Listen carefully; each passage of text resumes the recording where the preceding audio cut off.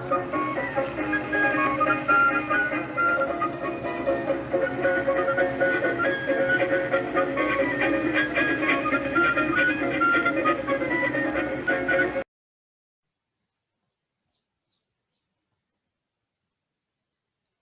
pessoal, sejam bem-vindos a mais uma aula do curso Literatura e Sociedade, o caso Lima Barreto. E nesse encontro de hoje a gente vai conversar sobre o centro e o subúrbio na obra de Lima Barreto, certo? Compartilhar com vocês aqui o nosso material.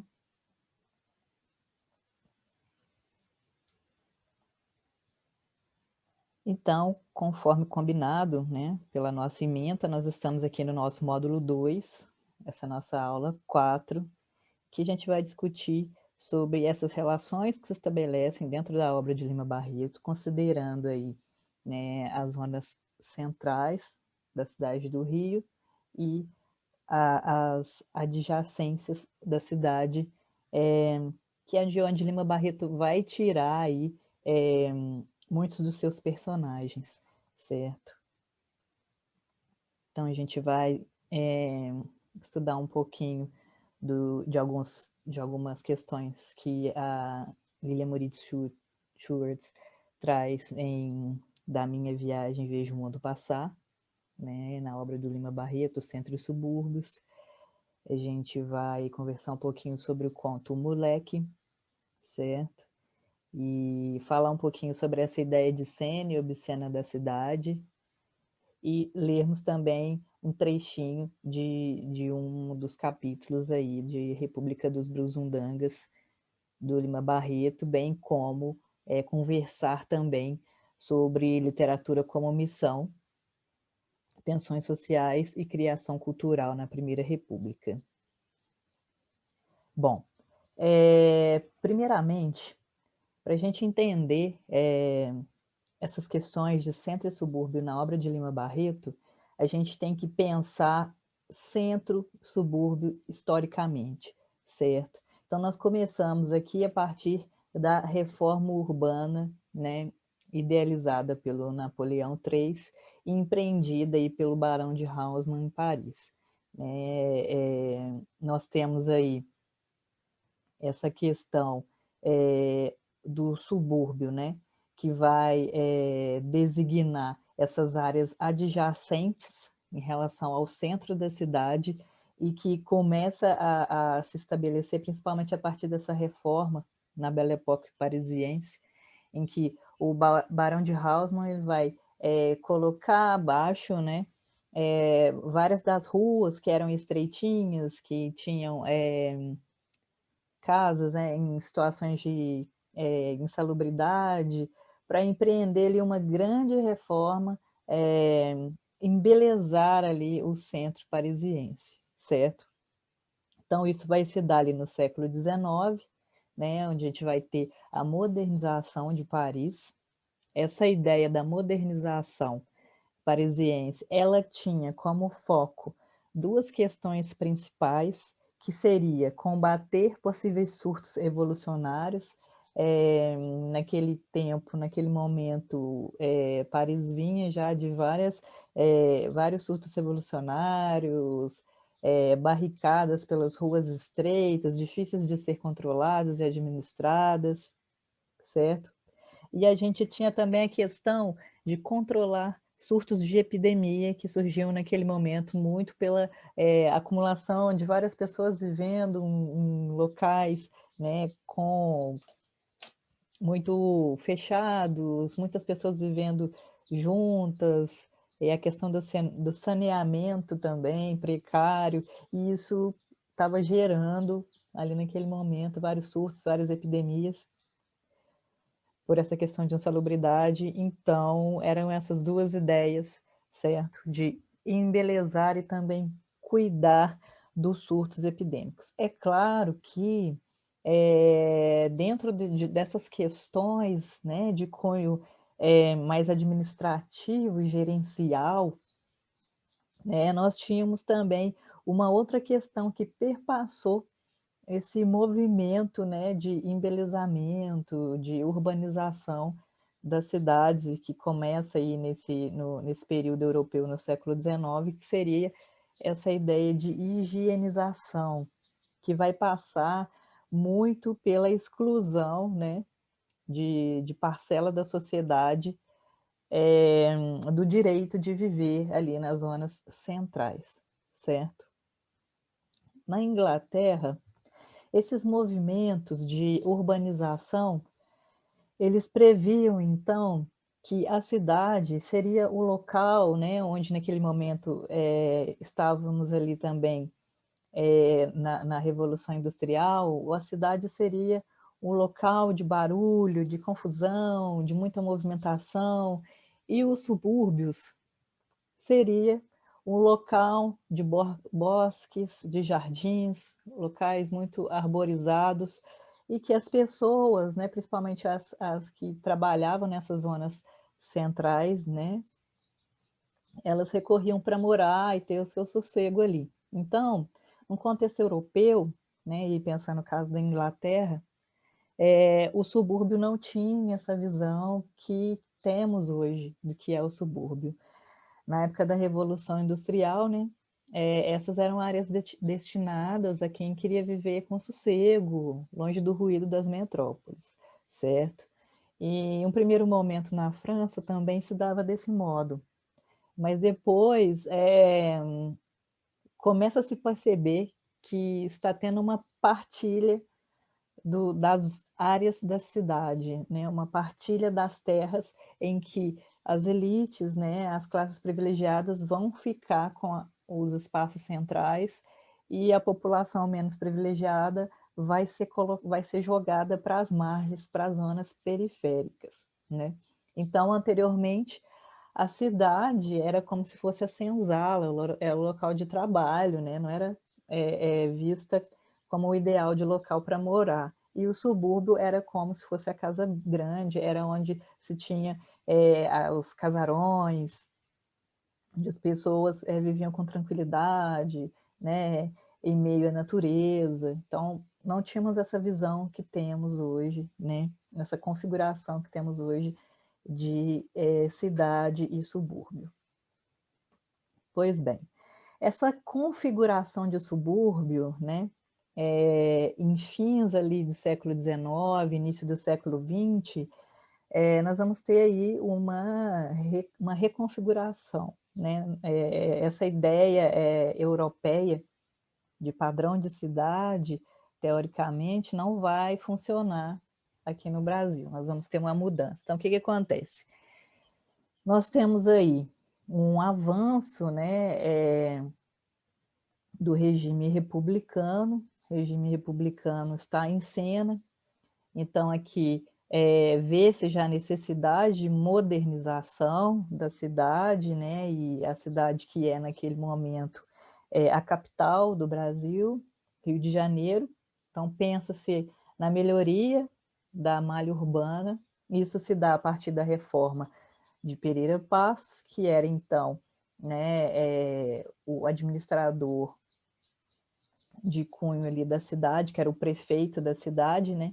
E isso ele vai colocar abaixo, né? Era a famosa época do bota abaixo, ele vai colocar abaixo os casarões antigos, ele vai colocar abaixo os cortiços, as ruas, né, que estavam em situações insalubres, as construções precárias, ele coloca abaixo para redefinir o centro da cidade, muito aos moldes da Belle Époque francesa, né, aos moldes do que o Barão de Haussmann vai empreender em Paris. Essa abertura, essa planificação da cidade, as avenidas. Então, nessa questão da redefinição de espaços sociais, a gente tem um processo de substituição de elites, né? As pessoas que estavam morando ali, elas perdem o direito, né, a serem indenizadas, a viverem ali no centro, eles vão ser expulsos, né, para as adjacências da cidade, que a gente vai ter aí anteriormente como os arrabaldes e os subúrbios. Tínhamos uma diferença anteriormente, né? Tínhamos os arrabaldes, que eram as regiões localizadas para além do centro, Então, mais próximos da área central eram os arrabaldes, regiões que não estavam localizadas necessariamente no centro da cidade, mas também não estavam muito distante. E nós tínhamos os subúrbios antes eram regiões que estavam completamente fora da área da cidade. Então já estavam bem mais distantes, e para se ter acesso ao centro necessitava-se então de trens, né, de outros meios de locomoção que conseguissem dar acesso a essas áreas centrais. Então, com essa reforma empreendida no Rio de Janeiro pelo Pereira Passos, ali por volta de 1900, ele governou ali entre 1903 e 1906, a gente vai ter essa redefinição, né? As pessoas vão perder os locais ali de moradia nos centros e vão procurar se estabelecer nas zonas adjacentes ao centro. Isso vai causar, né, algumas revoltas, porque as pessoas estavam perdendo, então, né, as suas casas, né, os seus locais de moradia, e vai ocasionar, inclusive, na história, outras revoluções, outras revoltas, como, por exemplo, a revolta da vacina, que a gente tem um movimento, né, de sanitarização da cidade, né, enquanto a cidade passa por essas ondas de epidemias, né, e Oswaldo Cruz vai criar, então, um documento, uma lei que vai indicar a obrigatoriedade para que as pessoas se vacinassem. Isso vai causar uma revolta na população que já estava vivendo esse movimento de expulsão das zonas centrais da cidade para as margens. Então, se colocava sob evidência, né, até que ponto essa campanha de vacinação não seria uma questão de se eliminar mesmo, né, as pessoas mais pobres, né, as pessoas com menos condições financeiras, dos limites da cidade, do direito, a cidade do direito de viver ali. Então, tem todo um processo aí que fica nebuloso nesse período. A reforma Pereira Passos, né, causa muito burburinho. Ela vai visar o embelezamento e a higienização. Vamos ter a retirada de cortiços, animais, carroças, todas essas questões que traziam a imagem de uma cidade ainda provinciana vai ser pensado em se tirar de cena, né? A ideia era largar ruas, criar avenidas, implantar bondes, né? Melhorar a via de circulação de automóveis. A cidade estava se modernizando, né? O que devemos pensar nesse processo de modernização, urbanização, é o lugar das classes sociais nesse cenário, certo? Então, a Belle Époque, que é todo esse movimento de modernização, a Belle Époque brasileira, ela vai se dar até ali 1930, que é o período ali da República Velha. Existe uma crônica, né, do Lima Barreto, que foi publicada na revista Careta, em 1922, que ele vai falar um pouco sobre a questão da cidade, como é que era a cidade convivendo entre esses dois processos, que é o processo de sair, né, dessa imagem de colônia, de um ambiente provinciano, para uma urbanização. Então, como é que era o Rio de Janeiro convivendo com esses dois extremos, entre animais e máquinas, né, entre automóveis e carroças. E aí eu vou ler um trechinho para vocês entenderem como que Lima Barreto vai trabalhar esse aspecto da urbanização e de que modo, né, isso aparecia na sua literatura, que era uma literatura que colocava em pauta como que o regime republicano, junto com essas ações que vamos empreender também aí a urbanização da cidade, vai causar aí às classes sociais problemas maiores. Então, o trecho é o seguinte: fiz um recorte, alguns trechinhos essa crônica a gente acha em domínio público, a obra do Lima Barreto já tem muita coisa em domínio público e eu vou estar disponibilizando para vocês no nosso drive. Embarco em Cascadura. É de manhã. O bonde se enche de moças de todas as cores, com os vestuários de todas as cores. Vou ocupar o banco da frente, junto ao motorneiro. Quem é ele? É o mais popular da linha. É o titio Arrelia, um crioulo forte, espadaúdo, feio, mas simpático.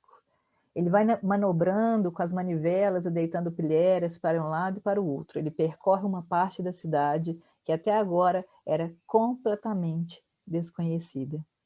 Em grande trecho, perlustra a velha Estrada Real de Santa Cruz, que até bem pouco vivia esquecida. Entretanto, essa trilha lamacenta que preguiçosamente a prefeitura municipal vai melhorando, viu carruagens de reis, de príncipes, imperadores, veio a estrada de ferro e matou-a, como diz o povo.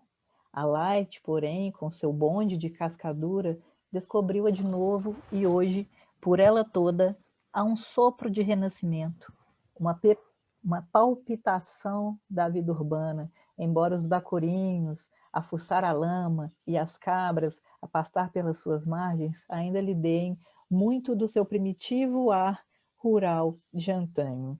Mas o bonde de cascadura corre, titia Relia, manobrando, corre, titia Relia, manejando o controle, vai deitando pilhérias para a direita e para a esquerda. Ele já não se contenta com o tímpano, assovia como os cocheiros dos tempos dos bondes de burro. E eu vejo delinear-se uma nova e irregular cidade, por aqueles capinzais que já foram canaviais. Contemplo aquelas velhas casas de fazenda que se erguem no cimo das meias laranjas. E penso no passado, mas o passado é um veneno. Fujo dele, de pensar nele, e o bonde entra com toda a força na embocadura do mangue. A usina do gás fica ali e olha aquelas chaminés, aqueles guindastes, aquele amontoado de carvão de pedra. Mais adiante, meus olhos topam com medas de manganês, e o bonde corre. Mas titio Arrelia não diz mais pilhérias nem assovia. Limita-se muito civilizadamente a tanger o tímpano regulamentar. Estamos em pleno mangue, cujas palmeiras farfalham mensamente sob um céu ingratamente nevoento. Estamos no Largo de São Francisco. Desço, penetro pela Rua do Ouvidor, onde os seus bácoros, as suas cabras, os seus galos e os seus capinzais? Não sei, ou esqueci-me. Então, o que a gente vê aqui é esse movimento do bonde que vai passar por diversas áreas, que sai do subúrbio, presenciando esse aspecto ainda não urbanizado, com a presença de animais, com presença, né, de um certo tipo de vegetação, e logo ao chegar, adentrar mais ao centro, já vai se perdendo, né, essas características, e Lima Barreto vai transitar por esses dois locais. É como se essa linha férrea que faz esse traçado, esse trajeto do subúrbio ao centro, fosse também uma linha simbólica e uma linha identitária, que vai traçar essa diferença que se coloca entre centro e subúrbio, entre as elites e as classes mais baixas. Então, pensem nessa linha ferroviária como esse ponto nodal mesmo da experiência subúrbio-centro, que é vivida ali, que é também colocada de variados modos na literatura de Lima Barreto. Então, pessoal, o que a gente tem que pensar, vivenciando, né, esse trajeto que Lima Barreto descreve nessa crônica de Cascadura Garnier, Garnier era uma varia do período, é que O subúrbio é colocado como na literatura de Lima Barreto como um projeto literário alternativo, né? O subúrbio ele vai ser uma espécie também de um diálogo, de uma questão discursiva alternativa para o que se tinha naquele momento, que valorizava, que colocava em pauta é, muitos dos modelos europeus, que colocava em pauta um diálogo com os parnasianos, né, um diálogo com os simbolistas, um diálogo com tudo que simbolizava o que não era próprio das vivências brasileiras, né, em terra Brasília, aqui naquele momento. Então, pobres e trabalhadores, tá? Eles vão se dar num ambiente de miséria e degradação, tá? Eles vão vivenciar esse ambiente, e a classe média baixa e a elite, no contexto do subúrbio, eles não vão vivenciar na própria carne um ambiente de miséria e degradação, mas eles vão ter no subúrbio uma fuga do movimento da cidade, uma espécie de local para morar em que eles vão conseguir pagar menos e viver melhor, porque pagam menos para viver ali.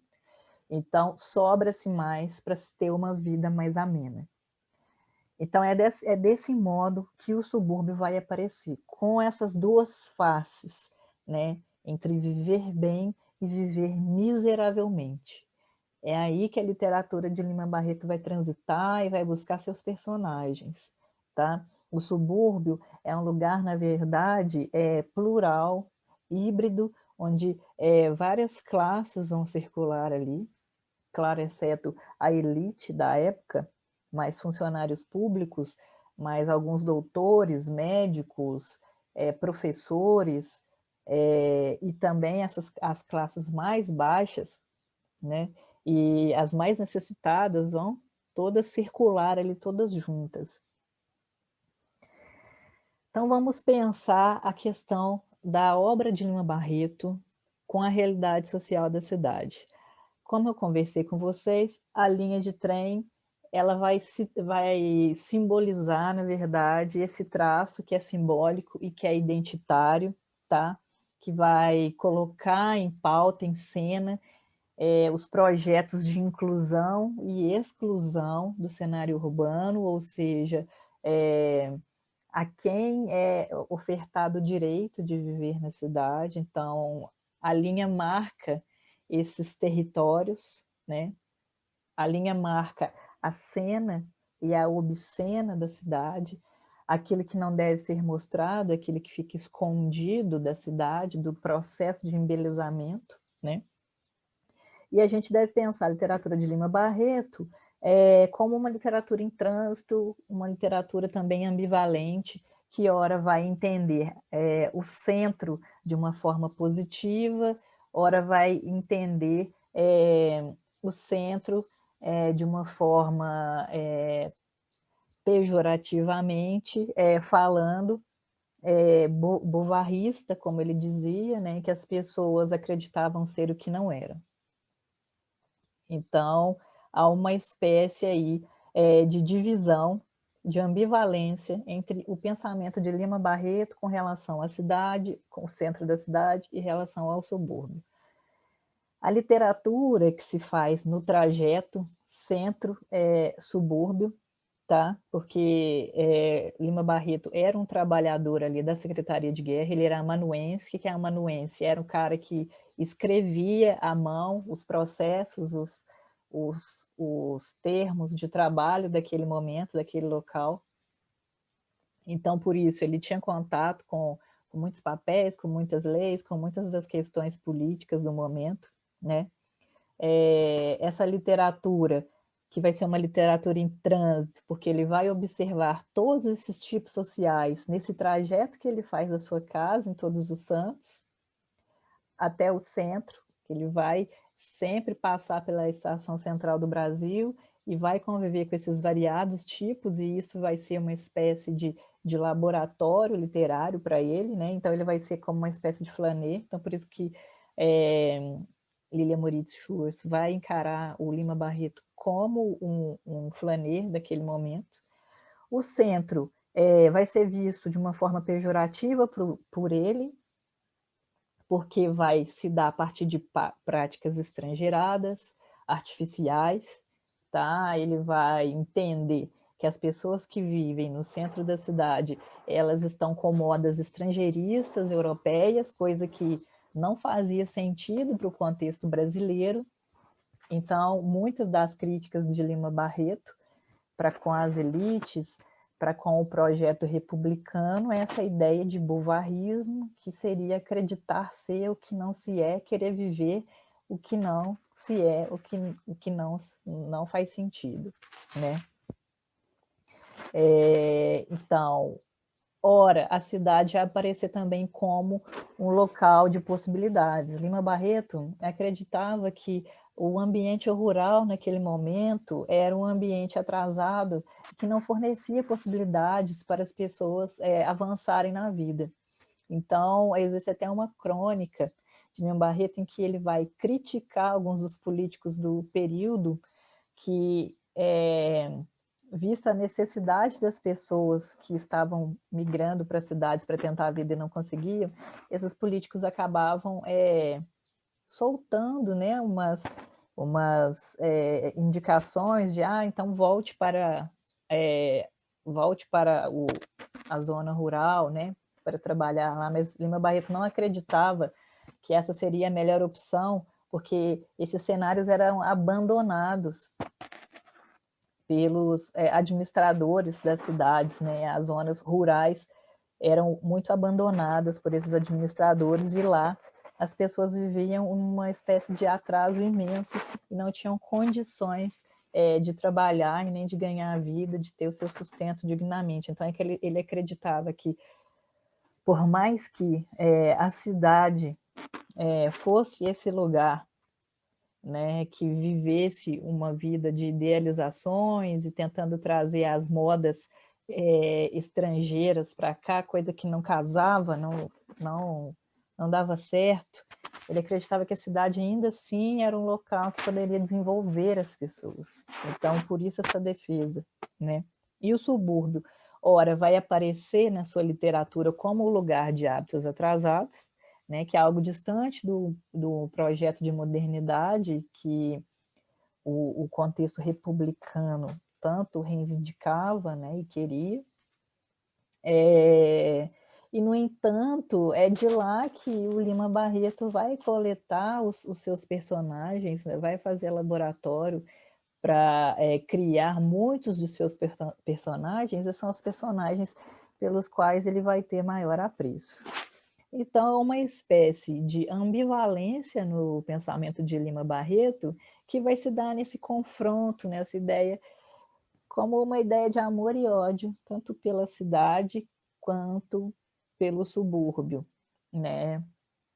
Talvez mais pela cidade, mas o subúrbio também, com algumas das suas manias, que ele coloca também, que no subúrbio também as pessoas vão adotar esse mito do bovarismo, né, de querer ser uma coisa que não é, principalmente a partir das promoções que ganham em trabalho, a partir das pessoas que eles vão conhecer, que vão colocá-los numa situação social um pouco mais vantajosa que as demais do subúrbio. Eles vão começar a se achar muito mais que os outros, e essa síndrome de bovarismo vai ser criticada tanto pelos seus companheiros, moradores do subúrbio, quanto pelas elites que moram nos centros. No Conta um Moleque, o que eu trouxe para ilustrar para vocês seriam essas passagens em que ele vai falar do cenário do subúrbio. Então, é interessante que a gente considere aqui como que é um movimento discursivo quando Lima Barreto vai se referir ao subúrbio. O modo como ele se coloca discursivamente, o modo como ele vai colocar a palavra em prol de descrever o ambiente suburbano na sua multiplicidade, no que ele tem de rico e também no que ele tem de mais miserável, certo? Então, os trechinhos são os seguintes. Esse conto, O Moleque, ele está ali na obra Contos Completos, que foi uma organização de contos também organizada pela Lili Maurice Schurz. Também está no Drive, eu coloco ali as páginas para vocês, que está da página 144 a 145, tá? Então, vocês podem acessar e acompanhar na íntegra. Aqui eu só trouxe alguns trechinhos para a gente poder entender o processo. Então, os trechinhos começam da seguinte forma, que é uma descrição do subúrbio. É um subúrbio de gente pobre, e o bonde que lá leva atravessa umas ruas de largura desigual, que não se sabe por quê, ora são muito estreitas, ora muito largas, bordadas de casas e casitas, sem que nelas se depare um jardinzinho mais tratado ou se lobrigue aos fundos uma horta mais viçosa. Há, porém, robustas e velhas mangueiras que protestam contra aquele abandono da terra. Fogem para lá, sobretudo para seus morros e escuros arredores, aqueles que ainda querem cultivar a divindade com seus avós. Nas suas redondezas é o lugar das macumbas, das práticas de feitiçaria com que a teologia da polícia implica, pois não pode admitir nas nossas almas depósitos de crenças ancestrais. Então, nesse trechinho, o que ele traz para a gente é que essas zonas suburbanas do espaço carioca era o lugar onde a gente tinha esse encontro com as ancestralidades das religiões de matriz africanas que eram reprimidas, né, dentro do cenário da cidade, do centro da cidade. Então, já tínhamos esse policiamento dessas religiões de matriz africana, e é esse embate entre as culturas, entre as religiões, entre as formas de se entender o mundo das pessoas do subúrbio, que eram pessoas livres e muitas das vezes descendentes de escravizados, né, que já tinham, né, sido saqueados de sua terra natal, saqueados das suas raízes ancestrais e culturais, e que viviam ainda sob a remanescência, né, dessas culturas, desses projetos religiosos, né, e ancestrais que ainda restavam, né, diante da comunidade que pertenciam. O espiritismo se mistura a eles e a sua difusão é pasmosa. A Igreja Católica unicamente não satisfaz o nosso povo humilde. É quase abstrata para ele, teórica. Os médios que curam merecem mais respeito e veneração que os mais famosos médicos da moda. Os seus milagres são contados de boca em boca e a gente de todas as condições e matizes de raça a eles recorre nos seus desesperos de perder a saúde e ir ao encontro da morte. Numa das ruas desse humilde arrabalde, antes trilho que mesmo rua, em que as águas cavaram sulcos caprichosos, todo ele bordado de maricás que, quando floriam, tocavam-se de flocos brancos, morava em um barracão Dona Felizmina. O barracão é uma espécie arquitetônica muito curiosa e muito especial àquelas paragens da cidade. Não é a nossa conhecida choupana de sapê e de paredes a sopapos. É menos e é mais. É menos porque, em geral, é menor, com muito menos acomodações, e mais porque a cobertura é mais civilizada, é de zinco ou de telhas. Há duas espécies. Em uma, das paredes são feitas de tábuas, as paredes são feitas de tábuas, às vezes verdadeiramente tábuas, em outras, de pedaços de caixões. A espécie, mais aparentada com o nosso rancho roceiro, possui as paredes como este. São de taipa. Estes últimos são mais baixos e a vegetação das bordas das ruas e caminhos os dissimula aos olhos dos transeuntes, mas aqueles têm mais porte e não se envergonham de ser vistos. Alguns com 2 aposentos, mas quase sempre, tanto os de uma como de outra espécie, só possuem um. A cozinha é feita fora, sob um telheiro tosco, um puxado no telhado da edificação para aproveitar o abrigo de uma das paredes da barraca, e tudo cercado do mais desolador abandono. Então, o que a gente percebe aqui é a forma como as pessoas viviam nesses ambientes suburbanos, em que a maioria das pessoas moravam nesses barracões que eram essas edificações próprias do cenário do subúrbio. Algumas dessas edificações, né, desses barracões, feitos com tábuas, verdadeiramente, né, tábuas, e outras com pedaços de caixões. E o que a gente vê também é essa separação do ambiente da cozinha, do restante da casa, e a maioria dos barracões tinham somente um cômodo. Então, como hoje em dia, né, apesar desses barracões, talvez já terem passado por algumas modificações, as famílias viviam todas ali apertadas naquele ambiente, não muito agradável, e pensem isso em uma grande proporção, tá? Sem o saneamento básico, o que proporcionava também a essas famílias e as condições de vida em que eles viviam. Mas o que é interessante nessas passagens é o modo como o Lima Barreto vai descrever calorosamente essa vivência que se coloca como desoladora, como uma espécie de abandono, mas que ele traz quase que poeticamente, né, a imagem da natureza, né, das árvores, das plantas que ainda fazem parte daquele cenário e que contorna muito da desoladora e da maciça urbanização do centro da cidade, certo? E não temos aqui Lima Barreto falando de forma irônica sobre esse cenário, mas sim descrevendo com uma certa compaixão mesmo esses ambientes. No capítulo 13 de Os Brusundangas, que são crônicas também, que ele vai performatizar, vai colocar esse nome como o projeto republicano brasileiro, né, muito ironicamente, ele vai tratar do centro de uma forma completamente diferente. O centro da cidade e as pessoas que ali vivem, ele vai tratar de forma irônica, de forma sarcástica, e através do humor ele vai tecer a arquitetura da zona central da cidade do Rio. Então vejamos como ele vai descrever esse ambiente. As suas casas são desoladoras arquitetonicamente.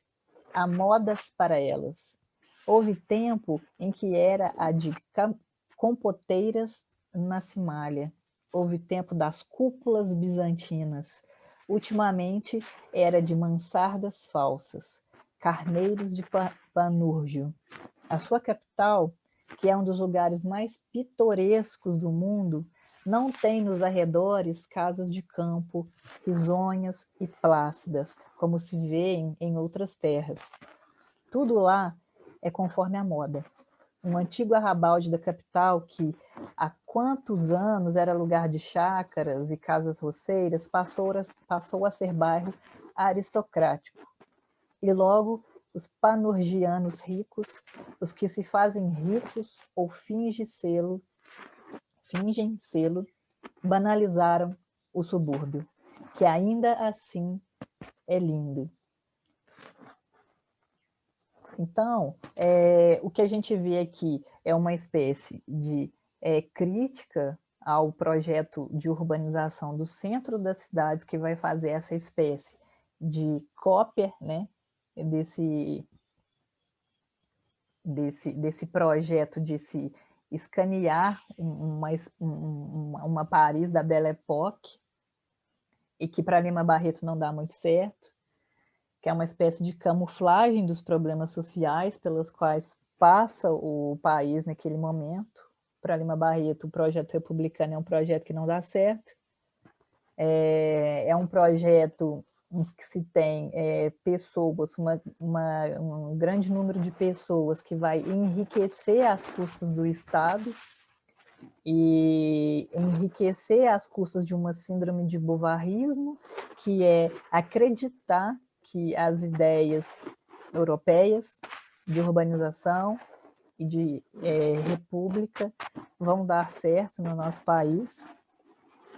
E o que a gente tem aqui é também essa crítica ao arrabalde que virou lugar aristocratizado e que perde as suas características, né? Perde a sua beleza, a sua beleza de chácara, a sua beleza de local que ainda não perdeu essas características de natureza, de árvores, né? De local de chácara, que é o que a gente conversou anteriormente. O subúrbio anteriormente não era esse local estigmatizado que a gente vê hoje, né? Que seria um local abandonado, onde as classes sociais de baixo poder aquisitivo são expulsos das margens, né? Expulsos para as margens, expulsos do centro, por uma condição financeira menor.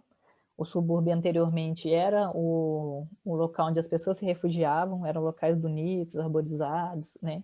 Para fugir da barulheira das metrópoles mesmo.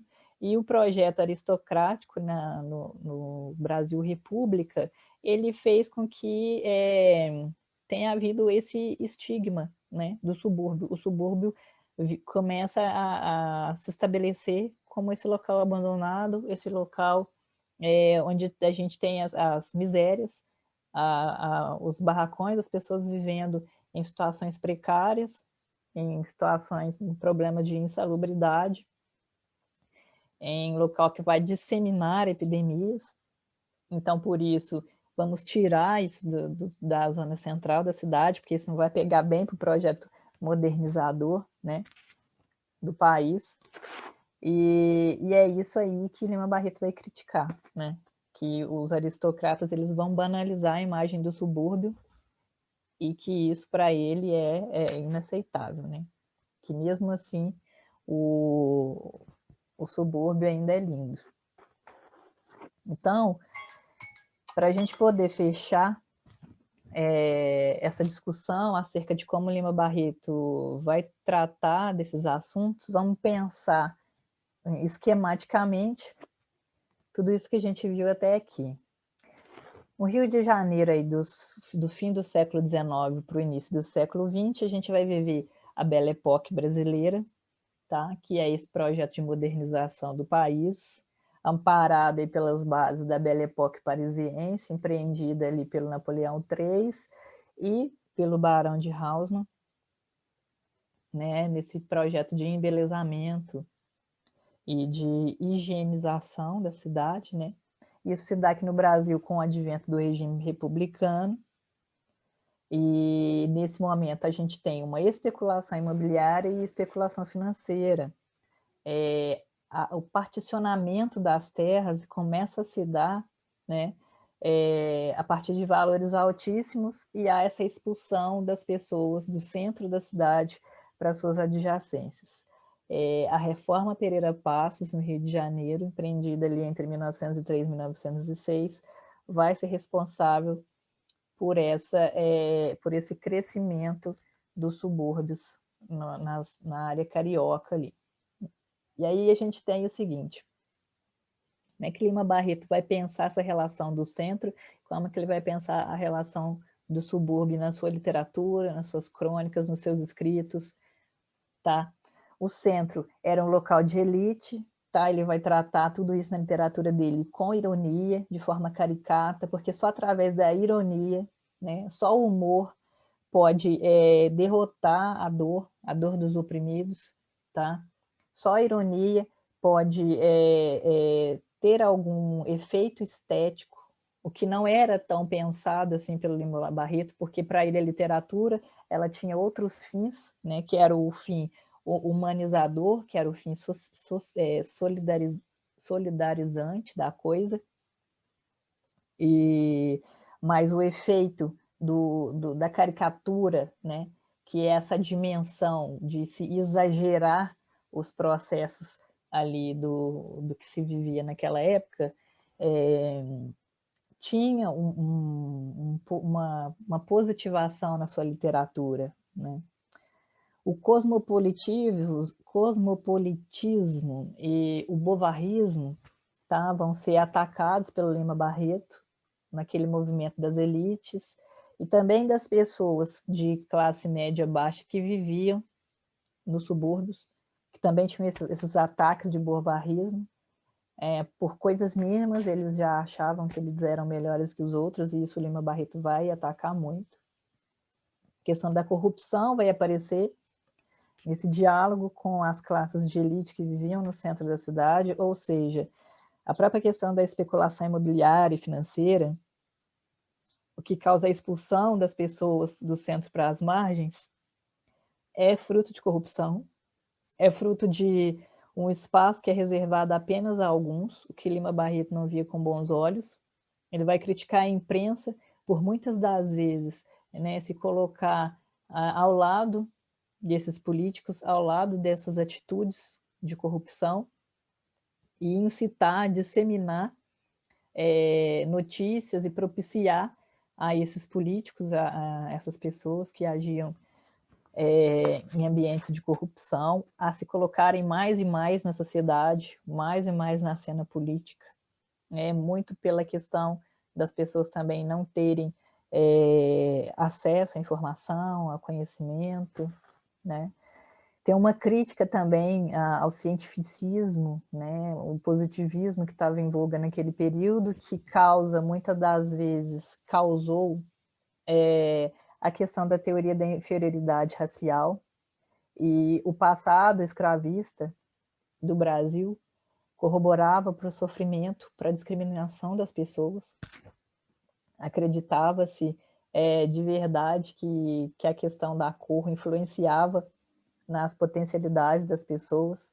Então, como homem de cor e intelectual, Lima Barreto, ele vai sofrer na pele isso, né? E ele criticava muito dos mitos que vinham com o positivismo, né?